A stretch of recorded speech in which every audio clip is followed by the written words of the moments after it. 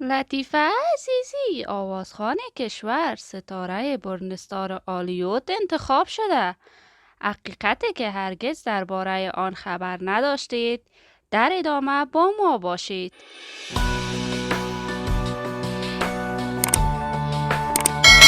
لطیفه عزیزی یک تن از اشتراک کننده های برنامه ستاره افغان متولد سال 1375 قریه ترکمنیه شیرآباد ولسوالی دهدادی ولایت بلخ. لطیفه عزیزی متعلم صنف نهم مکتب خواجه امیرجان ولایت بلخ بود که در برنامه موسیقی یکی از تلویزیون‌های خصوصی افغانستان اشتراک نمود.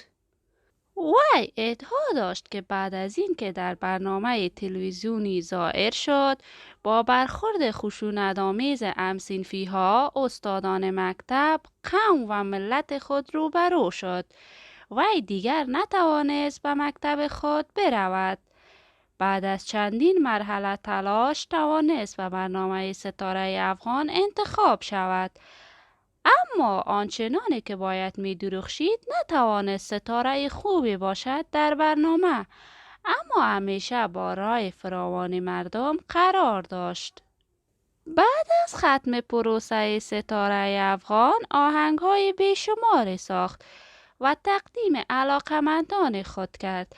وی همیشه تحت حمایت عبدالرشید دوستم قرار داشت.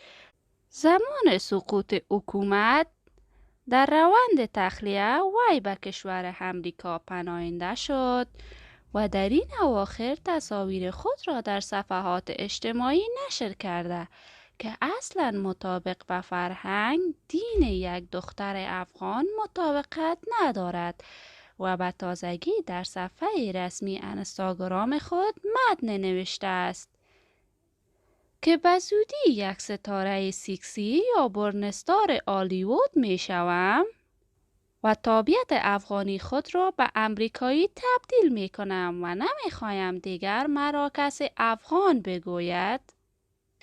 که این کار وی خشم طرفدارانش را به همراه داشته است. علاقمندان وی گفته است ما هرگز از بانوی افغان لطیفه عزیزی این توقع را نداشتیم. به هر صورت دوستان عزیز شما هم نظریات خود را درباره آوازخوانی لطیفه عزیزی و همچنان این کار جدید وی در کامنت با ما شریک بسازید.